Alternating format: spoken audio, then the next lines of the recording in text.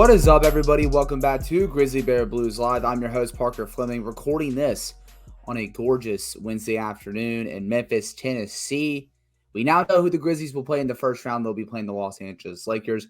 More on that in a minute. Before I introduce my guest, let me tell you how you can keep in touch with the show and with the podcast. So GBB Live is the flagship podcast, Grizzlies podcast, for Bluff City Media's Grizzly Bear Blues feed, alongside Next Gen, Core 4, Starting 5, and just a whole bunch of other shows with Grizzly, including the post-game show called Grizz 901. So, yeah, make sure you check out all that wherever you get your podcast, Spotify, Apple, Google, wherever. And make sure you're subscribing as well so you don't miss a single episode. And also, if you wanted to see our faces instead, go over to the Bluff City YouTube page over at Bluff City Media, and you can see our faces. You can pull it up on the TV, watch it with your family. It'd be great. It'd be a great time for sure. But let's introduce our guest. I'm your host, Parker Fleming, and with me is the SBNationNBA editor, the next man up over at Silver Screen and Roll, which is the Lakers SB Nation site, Harrison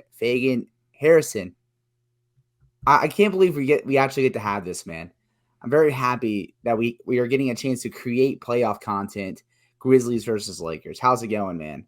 I'm doing all right. Like I think that I'm feeling better after sleeping off last night. That game, I think, almost killed every single Lakers fan multiple times. And so, yeah, doing better, rested up. I'm excited to have the Lakers back in, like the real playoffs where, again, obviously like the stakes are high, but it's not, I am going to die if they let this other team go on, a 10-0 run, because it's like literally almost win or go home. Like the play-in is. It's like different. Although actually Grizzlies fans know, because you guys went through the play-in a couple of years. It is a uniquely stressful experience to watch your team in those stakes, but it was a lot of fun, and so I'm excited for the postseason and excited to match up with the Lakers feeder team finally. This is the prophesized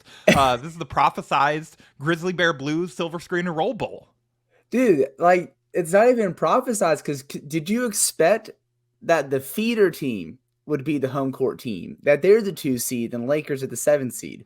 I mean, when I wrote that blog, probably not. But they also weren't as close to winning at that point, given how many kind of cast off veterans. They were still in the asset accumulation mode of their life cycle, and, casting off and buying out veterans and all of that stuff. But yeah, the Grizzlies, obviously going into this year, I would have picked them to be a higher seed than the Lakers going into the playoffs. And I didn't, I wasn't sure that the Grizzlies would be the 2 seed, though. I thought they were maybe due for more regression from last year than they really showed this season, at least record-wise or standings-wise. And so I wasn't really expecting this playoff matchup, but I'm excited for it. Oh, yeah, absolutely. I mean, yeah, and the fact that, they're the 2 seed after just kind of the hellacious 2023 that they've experienced. Steven Adams getting injured, and then the 5-game road losing streak started in the crypto arena after the whole Shannon Sharp incident. You also had Adams getting hurt, Brandon Clark rupturing his Achilles, and then everything with John Morant that I'm just not going to get into. And that doesn't even include they had roughly the first 30 games of the season without Jaren Jackson Jr. and Desmond Bane. So, oh wow, I didn't realize JJJ missed that much time at the beginning. He missed the first 15 games of the season. Okay. So kind of why you're also seeing that defensive player of the year debates that right now. But yeah, so, it's great. But also, too, I want to give hats off to the Lakers, because, I mean, it looks like another one of those seasons for the Lakers. And I know for Grizzlies fans last year, the Lakers season was tough because there was that pick owed in the Anthony Davis trade. And we're like, wow, the Grizzlies can get like the 11th pick in the 2022 draft. That'd be great. They can go get Memphis Tiger Jalen Duren. They can get Dyson Daniels. And then it goes to the Pelicans. And then at the beginning of the season, it looked like, great, that pick is going to swap and the Pelicans are going to get Victor Wembanyama. And then next thing you know, Rob Pelinka, he made some great moves at the trade deadline, swapping out Russell Westbrook for D'Angelo Russell, Jared Vanderbilt, Malik Beasley with only 1 first-round pick, which was pretty sweet, and then turning Patrick Beverley and his Barstool podcast into Mo Bamba. and then turning. The podcast was actually in the trade. That was, I believe that was reported. Yeah. It's like a form of like a second round pick, you know? Yeah. Yeah. Yeah. It was Yeah. instead of another pick. They got the Magic wanted that kind of podcast exposure, kind of intro to the business. Oh yeah, absolutely. And then turning Kendrick Nunn into Rui Hachimura. And then after the trade deadline, they were just cooking. Looking at the NBA standings right now, and they had the best record in the Western Conference after the trade deadline, finishing 18-9 in the 27 games after the trade deadline. Just Harrison, what stood out to you in that post deadline surge? Like, obviously, aside from getting rid of redundant, inefficient pieces like Westbrook, like Beverly, like Nunn, like what really stood out to you that lets that surge? Because a big part of that surge was without LeBron James as well. Yeah, and that was the part I was going to mention too. That I'm sure all of your listeners who listen to any national NBA podcasts have heard on. Like, they feel the need to mention it on. It seems like it's been on every pod I've listened to this week. Has been like Lakers best record since the trade deadline. Also, LeBron was out for a lot of that, and it's all true. And I think a big reason behind that, and something that sort of has gotten not missed in those numbers, but I think the biggest reason for them is that this is a functional NBA team now, despite what you saw in the play-in game last night.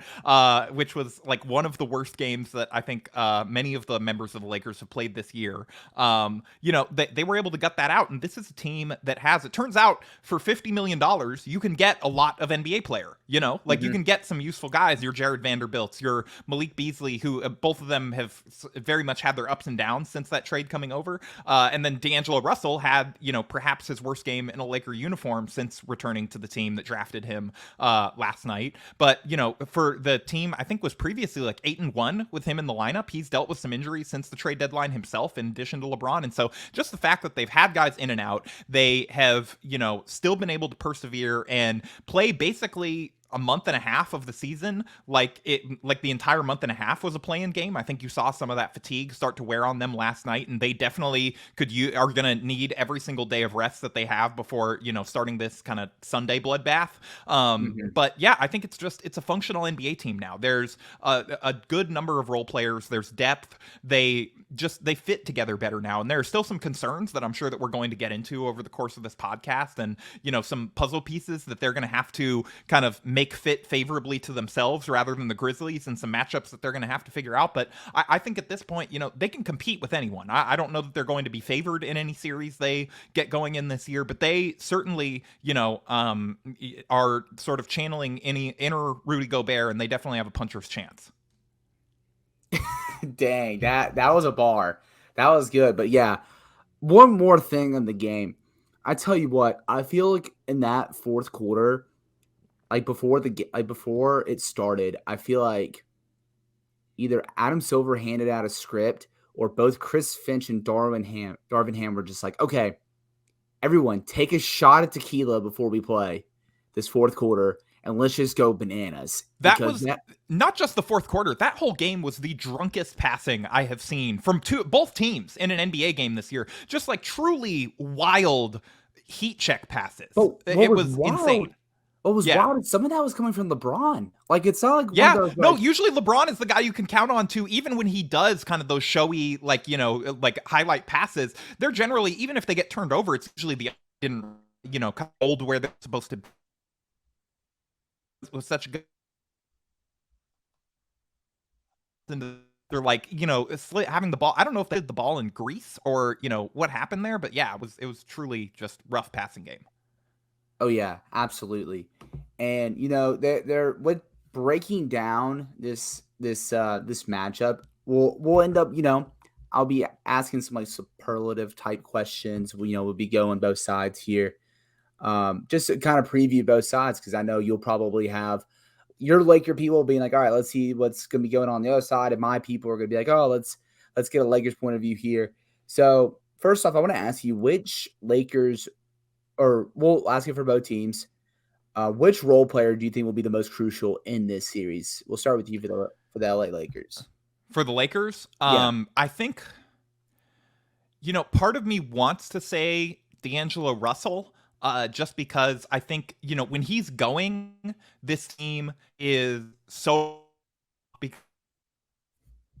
Russell. And, as Grizzlies fans are familiar with, there's a good and a bad version of D'Angelo Russell that shows up, and you never kind of know which game to game. And the Lakers have gotten the good version a lot more. And I think part of that is that he fits really well alongside LeBron. And when he has it going, this team is really hard to stop offensively, because a lot of those threes, that are open off of the pressure that LeBron and AD create are going to a guy who is a streaky but pretty capable shooter and can also handle the ball a little bit. So he's not completely useless if he's got to take guys off the dribble. Pretty good passer, not a good defender, but is a guy that is sort of the prototypical, like, most of the skills that you would want from a LeBron point guard. And so, I think it's probably him, but in my heart, the answer is still like Austin Reeves, just because, I think he has been, his ability to draw fouls and, use his sort of footwork and craft around the rim to, finish through a blow to the head and still kind of get the and one and finish the bucket, stuff like that, like, I think has been really critical to this team. And, it's not a coincidence that both of those guys played probably their worst game of the last 2 months. Austin probably the worst game of his career, considering the circumstances, against the Timberwolves last night, and that's why the Lakers look so beatable. So, if those guys don't have it going, it's going to be a lot tougher sledding for the Lakers. I don't know. I know you've watched this team, and you've been editing content and paying pretty close attention. Like, who's your answer? Yeah, for the Lakers, I'm not going to answer it because it's going to answer another question that I have coming up here. But at least for the Grizzlies, I would probably say it's Dillon Brooks, because he's the only guy on the team that can actually check LeBron. And, I was pulling up some matchup data. And I know LeBron, he only played against the Grizzlies once this year. But in that one game, he was 8 for 21 from the field. And he had 23 points, 9 rebounds, 6 assists. He did have 4 stocks, did make an impact defensively. He was 2 of 6 with Dillon Brooks guarding him. And just Dillon Brooks is just one of those guys that he takes the defensive assignment personally. He is very intense and methodical with his approach.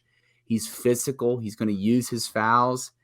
And he just has a knack for also, too, one thing that's very prominent in today's NBA and is prominent with a guy like LeBron James is there's a lot of mismatch hunting that goes out there. You want to get the right screen because everybody switches.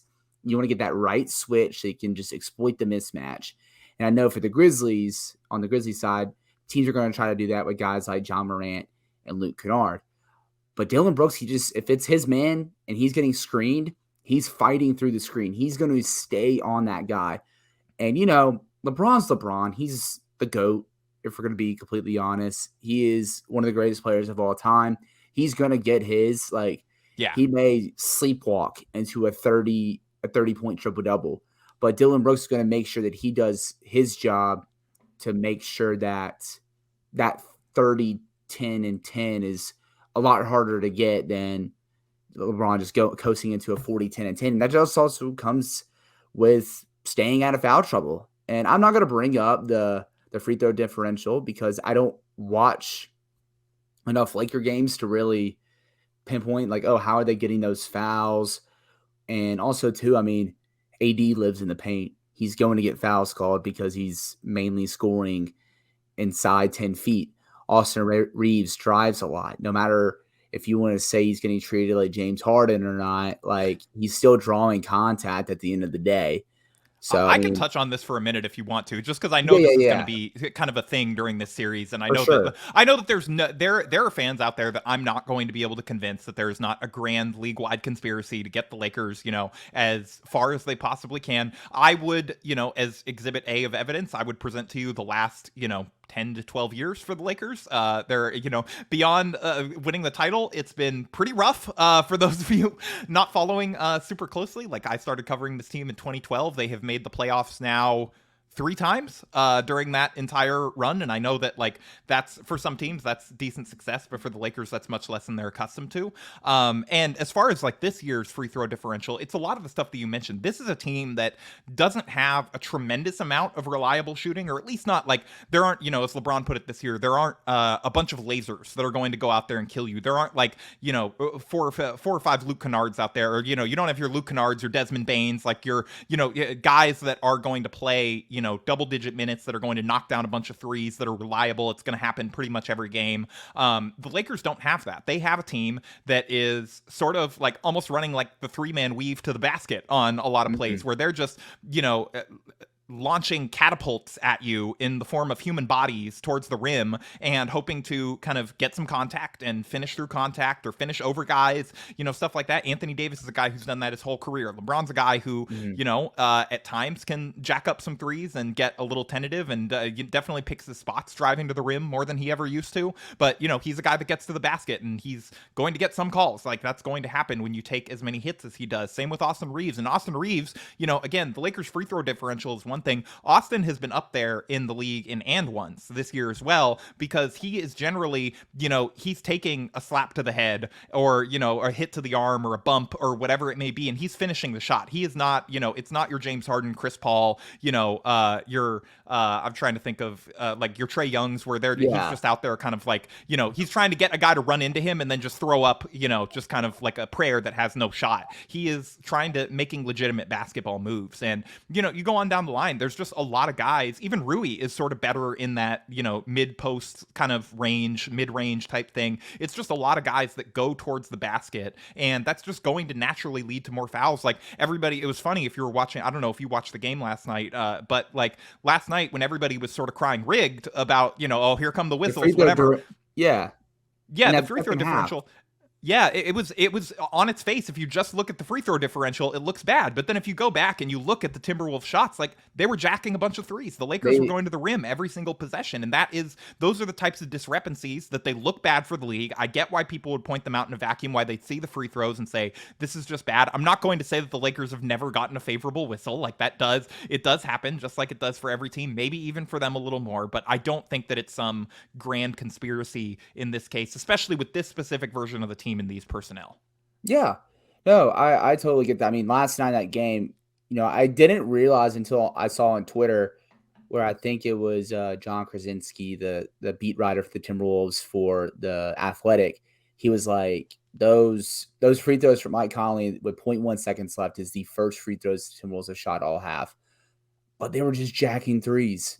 And even Conley, he was fouled on a three, and which was the right shot at the time. But you know what that was?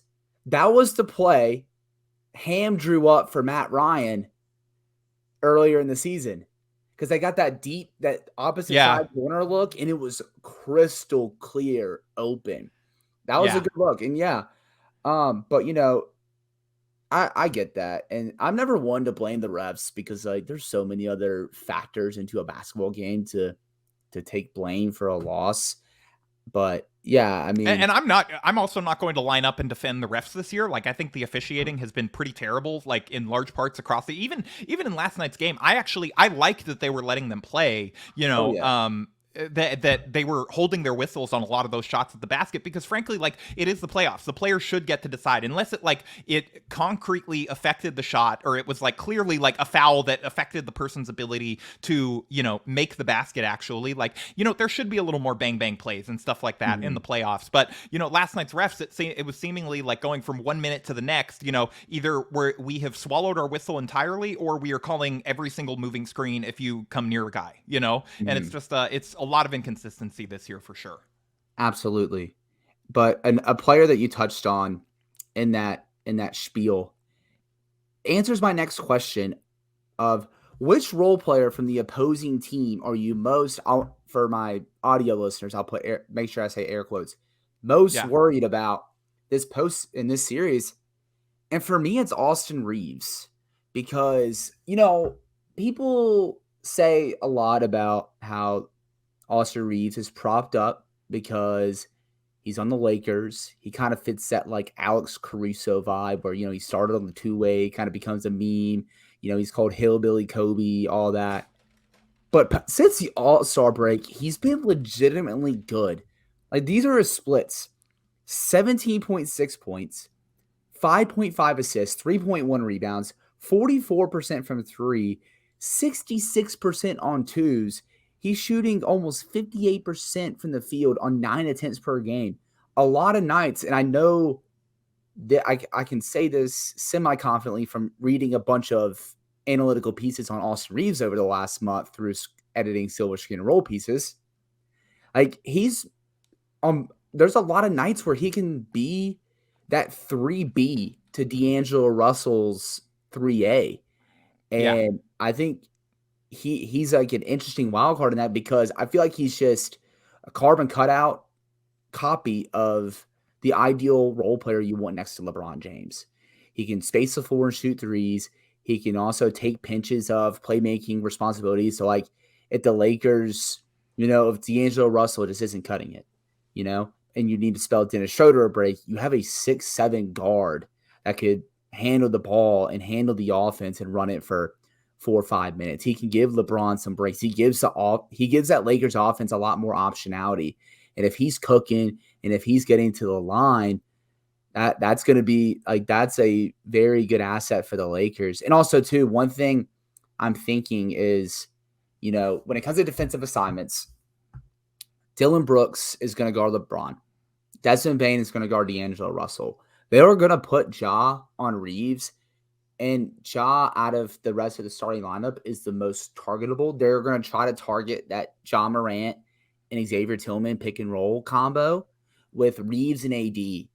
And I just, again, air quotes worried. I'm not like more worried about Austin Reeves than I am like LeBron James or Anthony Davis. But like for decades, you've seen role players come up big and win teams a playoff series. And I think for the Los Angeles Lakers, if there's any role player I'm worried will win the Lakers a playoff game, it's Austin Reeves. Yeah, no, I think that's a completely legitimate answer, sort of from your side. I mean, do you want me to get into Grizzlies side of it? Yeah, the only correction I will give you on Austin is, you said shooter, and he's really not that great of a shooter. Like he's been okay, and when he's hitting them, he's really hard to stop. But he actually is not. And you saw it last night against the Wolves. He was outright afraid to shoot because of how many he had missed, and that is something that combined with his handle is a little loose at times. Like that's something that I imagine he's going to be in the gym working a lot on this summer, because I think if his handle tightens up, he really is like starting to trend towards like starting point guard type range. But he's not quite there yet. He's still prone to those kind of pokeaways, strip fouls, stuff like that. Like he's, in addition to putting on a little weight, he's got to tighten up the handle and work on that shot a little bit. But There really is something there. And he's had a pretty special year for a second year guy. Oh yeah. Especially, two-way guy. Like, my point is, he's more than a meme. Like, he's like legitimately a starting caliber guard, wing, whatever you want to categorize him. But Harrison, who's the Grizzlies role player that, air quotes, worry you the most? I don't even have to say air quotes. For me, this, you run down the list and like, is it, I don't know. I know he's like part of your like core 3, core 4. Like, is it an insult to use Desmond Bane as this answer? Is that disrespectful? I mean, he's averaging 21, 4, and 4 while shooting 40% from 3. So that's just your call right there. If you want to. Yeah, I don't know. I mean, he's the guy that I guess Ja is the one that I'm most worried about, just because that combination of sort of speed. I mean, Ja's not a role player, obviously, so this is not the answer to the question. But, that much I understand, for as many jokes as I made about the Grizzlies over the years. I know he's their best player. Ja obviously concerned about, just because the Lakers don't have a natural kind of defensive matchup for him in their starting five. But, if I'm running down the role players, like it for me, I know Desmond Bane is maybe a notch above this, but he's still the one that I'm most concerned out of those like kind of non-two best players, Ja, JJJ, just because the Lakers have, part of their defensive system is they're going to let guys shoot. Like, you saw it against Minnesota last night. You saw it, like, Darvin has brought over sort of from Milwaukee that defensive system of like, we are going to let guys kind of, jack up shots, the ones that we want to shoot. I would imagine they're going to be playing pretty far off Dylan Brooks, and trying to entice him to decide that it's Dylan time. And I'm excited for, all of your quotes and videos and everything that you're going to send out about, give us updates on Dylan and everything that he's got going on, Parker. But for me, it's Desmond Bane. Also, just for the fact that I just feel like, this is completely anecdotal, but this is as someone who's watched the Lakers over the last, several years, watched them really my entire life, going back to the early 2000s when, I was just a kid starting to get into basketball. I just feel like shooters are typically the guys that kill them the most. And especially this version of the team where they're willing to sort of concede threes at times. And, Desmond Bane is a guy that hasn't made a secret of the fact that, like, he wanted the Lakers to draft him. He grew up a Lakers fan. He seemed to take those, matchups a little more personally. And to be honest, I don't blame him, given that they traded that for like 1 year of Dennis Schroeder and then let him go. And they brought him back. So, yeah, well, they brought him back, so I guess right there. Rob Pelinka justified. He let Dennis Schroeder go so that he could re-sign him on the minimum 2 years later. It was galaxy brain stuff. But Bane is the one. Again, even if maybe it's a little bit of an insult to call him a role player, but for those role guys that are not sort of the primary force of the team, that's the one that I'm most worried about. Just because I think there's real potential for there to be like a 35-40 point Desmond Bane game at some point in the series, because the Lakers are not closing out or rotating well enough or chasing him around screens well enough. Yeah. No, I mean, I get that. And, you're kind of spoiling a future question I have, too, with some Dylan Brooks stuff. But also, too, Desmond Bane, I mean, his evolution's been really cool because, like, most of his shots haven't even been threes. He's been getting downhill. And the nickname he's been getting in Memphis is Downhill Dez, because he's finding his way into the paint. He's creating for others. I found a stat from NBA University that he's averaging the same amount of transition points as John Morant.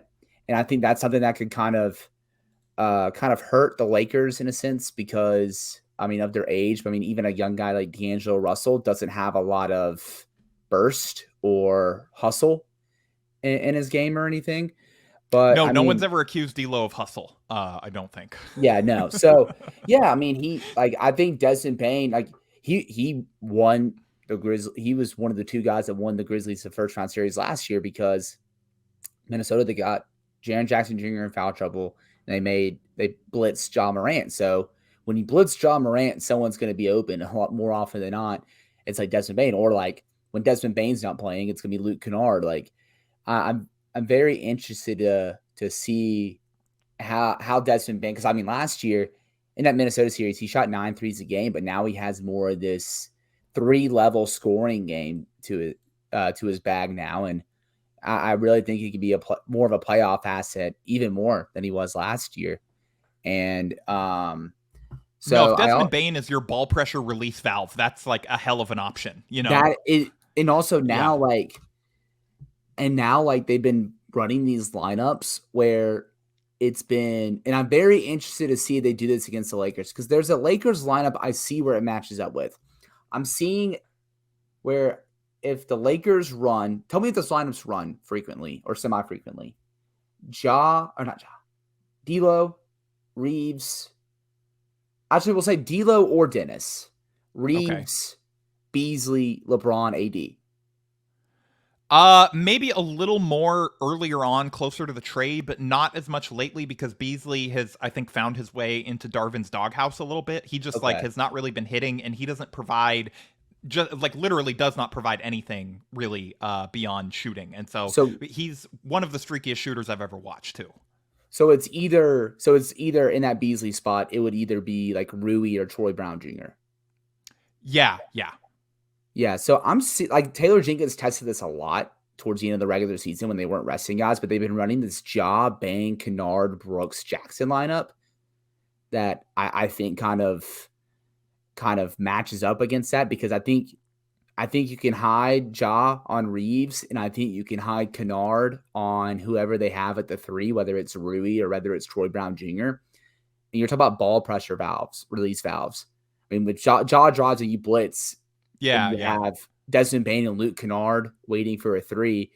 And I feel you on the whole, this defense gives up a lot of threes. Taylor Jenkins, same Milwaukee principles. That's right. He is also from the same coaching tree. That's right. Yeah, I forgot about that. It drives people crazy how many threes the Grizzlies give up. It literally, they're like, every game is like, gosh, like 3-point defense is so bad. I'm just like, yeah, like it's bad. They can clean it up, but they still have like the 3rd ranked defense in the entire league. So like, I mean, the Lakers had the best defense, or what? It was up there since the trade deadline. They had the best.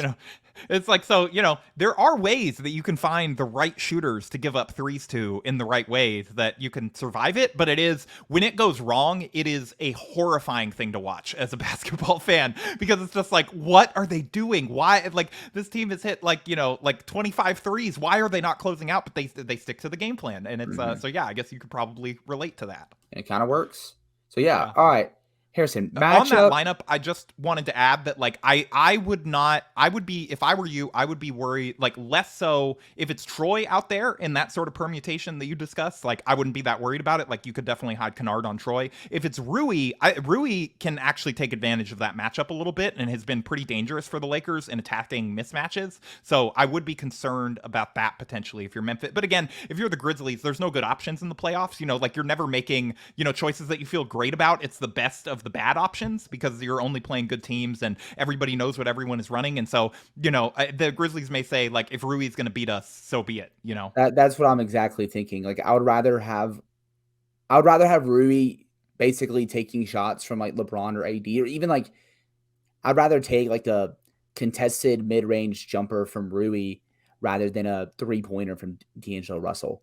So like stuff like that. But what's the matchup you're looking forward to the most in this series? Say that again. The matchup that you're looking, like the individual matchup that you're looking forward to. I mean, I think we all know what the answer. I think all of us mostly have the same answer, right? It's LeBron versus Dillon Brooks. Like, from a basketball nerd perspective, like, of course you're excited about like AD versus JJJ, kind of like two guys that are very much in the similar mold of kind of big men, like these ultra skilled, ultra defensive big men, like kind of going against each other. This clash of the lanky titans a little bit. But how could it not be LeBron versus Dillon Brooks? Like, this is going to be, to me, Lance Stevenson blowing in the ear 2.0. Like, I'm on steroids. Like, I think it could be even more legendary than that. Agreed. Yeah, like Dillon is, look, I say this with like actual like love and affection. Dillon is an insane person. And like sometimes those are like my favorite types of players, but like, the way that he plays and the amount of, am I allowed to curse on here?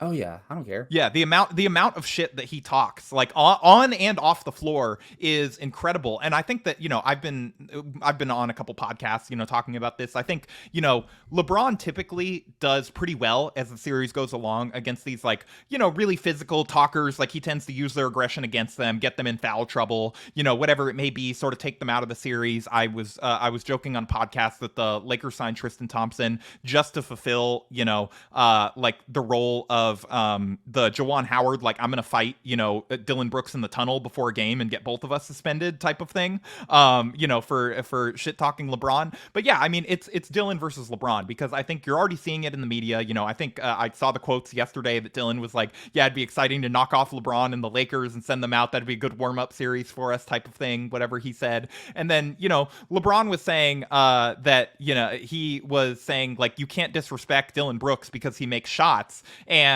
trying to do like basically what Ty Lue did when he said the Clippers weren't going to double team Anthony Davis. Like, the Lakers are going to dare Dillon Brooks to beat them. They're going to try and entice Dillon into saying it's Dillon time and looking off Ja and looking off Jaren. And the same thing that I would imagine a lot of Grizzlies opponents have tried to do this year. And Brooks versus the Lakers this season was 11 for 45 from the field. I saw Michael Corvo of Clutch Points look this up, and it's just 6 of 20 from 3. So the Lakers have so far been successful in enticing him into bricking shots. And I know that, like, I believe at least one of those Grizzlies games, I think Ja was out, right?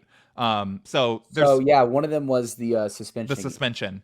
Yeah. So I think, obviously those numbers are a little skewed, where Dillon's probably playing up a rung in terms of offensive responsibility compared to where he will be in this series. But, I think that is the one. Like, how could you not be excited for LeBron versus latest, talking physical irritant that, he's going to get annoyed with and, go back and forth with? Who the other day who Brooks says he models his game after? I think it was a couple weeks ago, but who he said was it Draymond Green, or he lied? No, it's not Draymond. It's Ron Artest. I can sort of see it. Like, there is a little bit of like Ron Artest was a little more like, I don't know that he talked as much like in the media type of stuff, but you can see a little bit of the like kind of young Ron Artest of like, I'm just going to put my hands all over you every single possession, to never stop talking, never, like, just really strong hands, can strip you, just not shying away, backing down from any matchup. I can see it a little bit. Yeah. But yeah, I mean, he's definitely going to be a wild card for a lot of reasons, whether it's his Is talking. Dylan Brooks ever not a wild card in Grizzlies No, games? Like, is there he ever is one where you're like, yeah, okay, I was gonna say, is there ever a game the where you're like, wild I card. feel really confident in what Dylan Brooks is going to give us in this matchup, good and bad. There is nothing that I like. The only thing I expect from Dylan each and every night is he's gonna like bust his ass for like all 48 minutes, Yeah, and yeah, it's either gonna be good Dylan or bad Dylan. But I mean, I'm excited for this LeBron matchup for him because I do think that he gets. I think this is a chance for him to kind of stamp his status as a defender yeah, because I mean, when it comes to, like, these all defense teams, I mean, it's tough with, like, the whole categorization of players. Because I mean, yeah, yeah, they kind of put Dylan Brooks in this guard category, even though he's a 3, but then you also see Herb Jones as a 2, like, and then you're also in the front court, you're competing against like a bunch of bigs with all these great rim protection numbers. And Dylan had, like, I remember there's an ESPN article that said like there's nobody that defends all-star players more or better than Dylan Brooks. And I just feel like he needs that like one playoff series to kind of stamp it. I'm not yeah. saying that he can contain LeBron or anything, but I think holding his own against him and helping the Grizzlies in a series win. I think that could do because a lot of all defense stuff. Granted, not to discredit anything from great defenders who have great individual defensive seasons, but you build a good case for all defensive teams based off reputation. And I think that's what Dylan 100%. needs more of. I mean, how many all defense teams did Kobe make when he wasn't even really defending anymore? Like it's just like there is like a little bit of a legacy aspect to it for sure. Yeah. Yeah. And also, too, like with the 3-point shooting, he during all the games that the Grizzlies and Lakers played was in the middle of the worst shooting slump of his entire career. And I want to say it's since March, he's shooting 36% on almost 7 attempts from 3 per game. So, Oh, I thought you were going to say from the field. I was like, oh no. Oh no, if it was from the field, Okay. Yeah. I would not have mentioned it. Come on, I have a Yeah. gymnast to push here, Harrison. I'm not going to be. I was like, if that was from the field, I'm surprised you're still like up doing this podcast and feeling like good about the series. Yeah. Yeah, no, I would be pitching for John Conchar to guard LeBron James if that was the case. But yeah, I mean, LeBron versus Dylan, that's what I'm most excited for. It's going to be the spiciest. You're going to get more of the media interactions because, I mean, you never know what Dylan Brooks is going to say.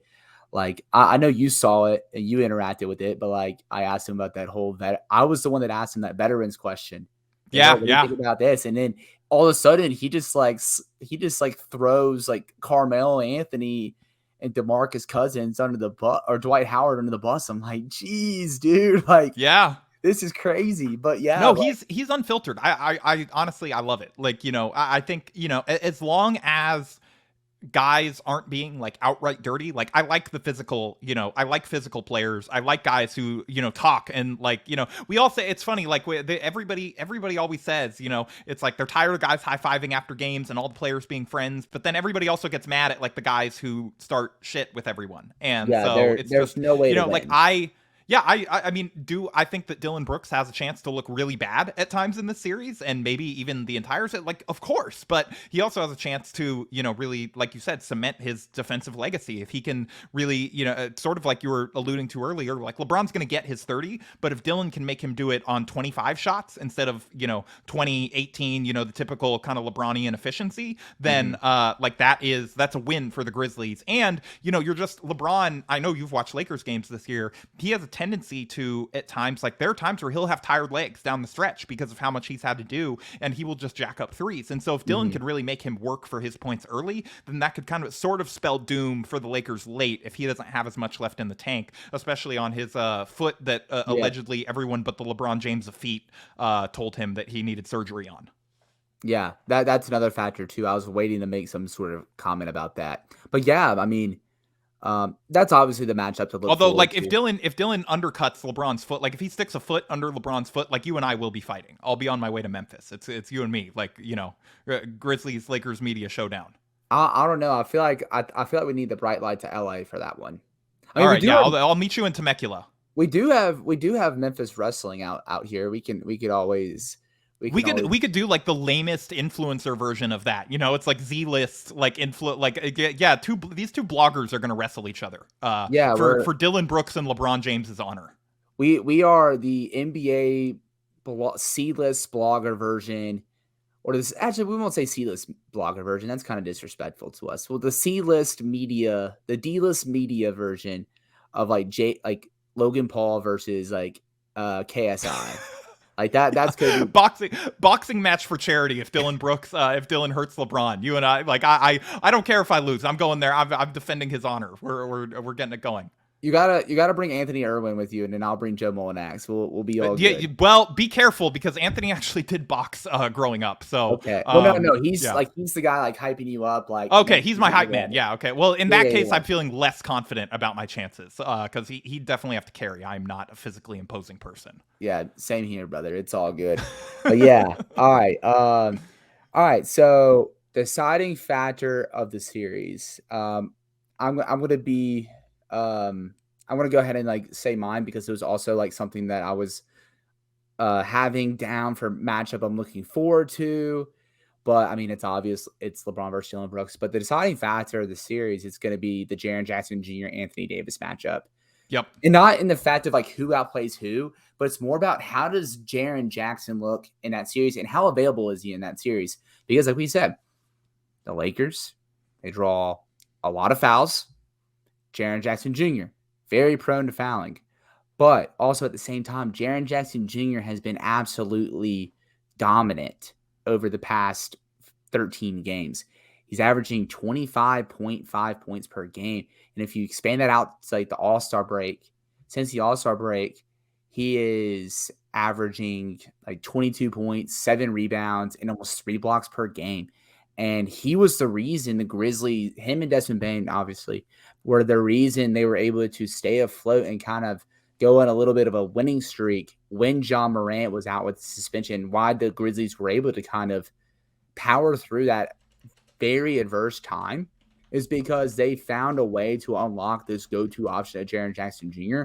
and makes him a mismatch. I mean, he's a guy that if you put a traditional big man on him, he just attacks the closeout and he's going to the basket. Put a smaller guy on him, he's gonna post him up, and he's just finding and choosing a way to pick and choose his spots. And so I'm looking to just like it's all gonna come down to the availability of Jaren Jackson Jr. as well as like his excellence. Really, I mean, he's the guy that can make this go from like a comfortable 6 to like a sweated out 7.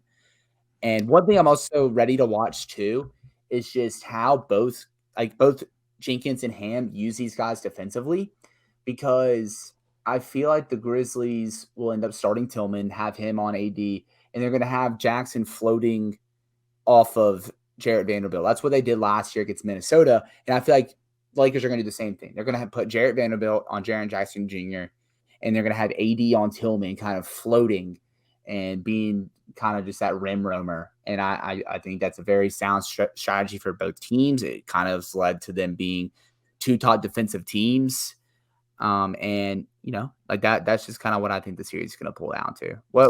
I agree with you that I think the Lakers will initially have AD as a roamer. And I think that the strategy makes sense for both teams just from the perspective of like those 2 guys are the greatest rim deterrents, 2 of the greatest rim deterrents in the NBA. Like, of course you want those guys staying near the rim and not necessarily sort of beholden to, locking down the other team's star, forward and getting in foul trouble that way or whatever. So I do think that will be a thing, but AD this year against the Grizzlies, you know what he's averaged this year against the Grizzlies? Let me hear it. 29 points, 20.5 rebounds, 3.5 block shots a game, 55.6% shooting from the field. And then he has also drawn 11 free throws per game against the Grizz. And I'm sure that you're enough of sort of like a blog sicko to remember this, but one of AD's first big games as a Laker when he came over in 2019, the 2019-20 season was against Jaren and the Grizzlies when he drew, I think it was like 28 free throws or something. It was like the most a guy has ever made without a miss. Something like that. It was absolutely nuts. I definitely remember what you're talking about.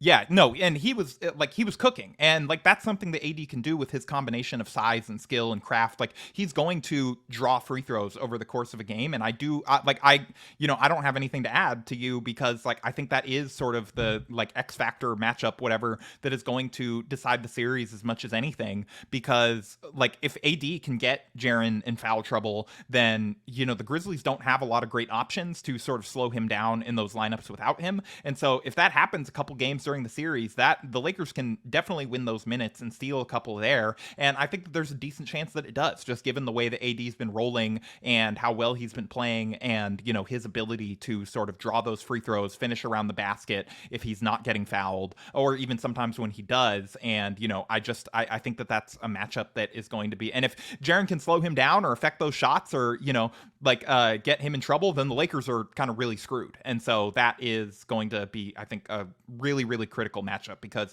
if AD's not going this series, I don't think the Lakers have a shot. But if AD can get going, then I think that they have, a real kind of engine to power them to some wins and potentially a series win. Mm-hmm. That's what it is for both teams, really. I mean, LeBron's going to get his, Ja's going to get his as well. It's going to, yeah. And like, granted, AD and Jaren, they're still going to get theirs to an extent, but the magnitude of which it is and how it's also, I don't want to stack up Jaren Jackson Jr. against a guy who, like an MVP level big man since like 2013, 2014, but how close he can stack up to AD will be the ultimate deciding factor of this series, in my opinion. Yeah, because the Grizzlies are a deeper team for sure, but the Lakers may still have, if LeBron and AD are truly in playoff form, they probably still have the two, like the top end talent beating out. Yeah, for sure. And so, all right, we'll get you out on this, because the other question I was going to ask you, we've answered it countlessly throughout the show, is are you ready for Dillon Brooks? And I think you are. You are just pumped and jacked for the Dillon Brooks experience. I'm excited almost more for like the Lakers Twitter reaction to Dillon Brooks, and like how like this is going to be a bloodbath on the court and like online. Like I think friendships are going to be ended. Like there's going to be blocks and mutes and all kinds of online feuding about free throw attempts and whatever. Yeah, I think it's going to be like just a wild series on a lot of fronts. Well, tell your Laker followers that I usually try to tweet almost every post-game quote I can, and they can count on something out of pocket from Dillon Brooks on my Twitter account. I will. I'll let them know. Just go yell in Parker's mentions at Dillon's quotes. It's good for the engagement. I'm not the kind where I'm not gonna like try to like throw it off the glass and try to dunk on replies or anything. Like my comments are a safe space. So yeah, to say just unleash like whatever you feel about what Parker tweets about Dillon. Just let it go under there. That's great for his engagement. Yeah, exactly. So yeah, all right. Harrison. So with the question today, I want to thank the 353 accounts that voted. I didn't pick. I deliberately did not say like, oh, who do you think will win the series? Because I feel like we could probably go on for another 47 minutes over why each of our teams could win the series. So instead, for the question today, I said, how far do you think the series will go? A 4-game sweep, 5 games, 6 games, 7 games. So 5% of the voters said a sweep, 12% said 7, 24% said 5, and 59%, an overwhelming, said 6. Harrison, what was your vote? I was gonna say Lakers in 6. So I think I'm with the normies. I told you. I said, look, we're not gonna say who, because obviously you're gonna pick the Lakers. I'm gonna pick. Well, I have to let the people know. I got to let Grizz Nation know that I came prepared. I'm prepared to stand on a take and have this clip look horrible if they lose in like 4. Yeah. So I try to not be too overreactionary to the play-in game, but if the play-in game is a preview of what I'm about to see, it's gonna be Grizz in 5. Yeah, no, I mean, if the Lakers play like that, they have no shot in the series. My prediction is factoring in that they're going to have a couple days off here. They can sort of get their legs back under them and potentially sort of, get this thing moving. Because, I mean, if Austin Reeves and D'Angelo Russell play like that, the Lakers are not, winning this series. Right. So I have 7. So mine's Grizz in 7. Obviously, it's a very scared Grizz in 7 because LeBron James in an No, elimination 7 you game. only pick if you're scared. Like you're like, okay, I'm giving them like I'm saying that I think they could take it to 7. Yeah. Yeah, so I'm going with 7. It's just because like with the Grizzlies road woes this season, I want to say their away record was like I'm trying to think of the exact record without like with it matching up like math wise. Regardless, there were like 9 games below 500 on the road. Wow, that's weird. They seem like a team that, was just really disciplined and would do really well on sort of road life. That's Hey, surprising. hey, chill out. But no, so I don't see them closing out LA in a 6-game series. But they were also the best home team in the NBA this past season. And I think if it goes to 7, I'm pretty comfortable that the Grizzlies could close them out in 7. I do think that there would be a lot of shenanigans on the way, but it may lead to just like an all-time content day. To be honest, if the Grizzlies and the Lakers go to 7 games, I think I think the Lakers would need to like fly out Shannon Sharp for reinforcement. Oh yeah. But sign him to a 10-day. Sorry, Shaq Harrison, you just got cut. Shannon Sharp is or you can't sign 10 days in the playoffs, but whatever. No, well, you should. I'm surprised you didn't like have something on silver screen and roll ready to like saying like the Lakers should sign Shannon Sharp for the rest of the season. If I had more time this week, I probably would have done that. But I just, it's been a busy week. Yeah. So yeah, I have 7 games. I just think I do think there's a lot of variance with the Lakers just because, you have what you saw in the play-in game, but also too, like this is also a team that's had the best record in the Western Conference after the All-Star break. Like they're a good team, or after the trade deadline, excuse me. They are a good team, and I don't know about their depth in the playoffs, but I also know that their pieces work together. They work next to LeBron and AD. I think it has the goods to go to 7. I'm just going to go with Grizz in 7 to be nice and comfortable. So that way, when I didn't predict like Grizz in 5, and then it ends up going to 7, and I'm just like, no, those are the ones that you sweat out. I've made the in 5 predictions before, and once you drop that one game, it's like, oh no, Or once it gets to 2, you're like, man, yeah, I'm wrong. So let's just get this over with. I'm already wrong. Yeah. Let's just get it over with. So I'm just gonna go 7. That way, if it's 5, I'm like, all right, let's go. Like I'm not like sweating. I'm not sweating out a game 5 up 3-1 or anything. So. Yeah, like Lakers Blazers in 2020, I went Lakers in 5 and they dropped the first game, and I actually made like I bet at the time, I had hair at the time, and I bet that I would shave it all off if the Lakers on a Blazers podcast, if they had if the Blazers took more than one game, and thankfully they didn't, or I guess not thankfully, I probably would have been better off life-wise if I had just committed to the ball earlier. Was it the bubble? Yeah. Yeah. I mean, 2020, like you had an excuse. Like it's like, all right, I'm just gonna go ahead and shave my head. Like I know I should have just done it anyway. But, oh well, I came around eventually. Yeah, awesome. Well, Harrison, I appreciate you coming on the show. Is there anything you want to plug in before we sign off here? No, just check out SB Nation, check out Silver Screen and Roll, and if you want to see the opposing sort of perspective on Lakers Grizz and what should be a contentious series, Silver Screen and Roll will have that for any Grizzlies fans. Just SB Nation. We got a story up today on the Kyle Kuzma Spencer Dinwiddie beef. Have something fun coming on Harrison Barnes ahead of his kind of playoff debut with the Kings and them breaking their drought and how he's helped them out this season. So we got some fun stuff coming. For sure. I'm sure even though they don't have us anymore, they'll have something Grizzlies up on their main page as well. But yeah. That I don't know. I do not know. Dylan Brooks is bound to create at least 2 SB Nation articles for y'all. Yeah, that does feel like a certainty. Like it's something our national team is gonna jump on for sure. Yeah. But yeah, I appreciate you coming on the show. Yeah, make sure y'all check them out over at Silver Screen and Roll. I've been editing all their stuff all season long, and it's really great content. It's kind of helped me prepare for the series in a way because this is like maybe your most prepared series probably, right? Like, you're probably absolutely more ready for this than you would have been for any other opponent. Yeah, I'm like, all I had to do with Austin Reeves was just like check the splits to make sure I'm like saying the right stats, but like when it comes to the analysis part, I'm like, all right, cool. I'm pretty comfortable because of what people like Alex. So there you go. There's your Silver Screen and Roll endorsement. So check it out, Grizzlies fans. Oh yeah. So yeah, and then you can follow me on Twitter at Pac_Flocka.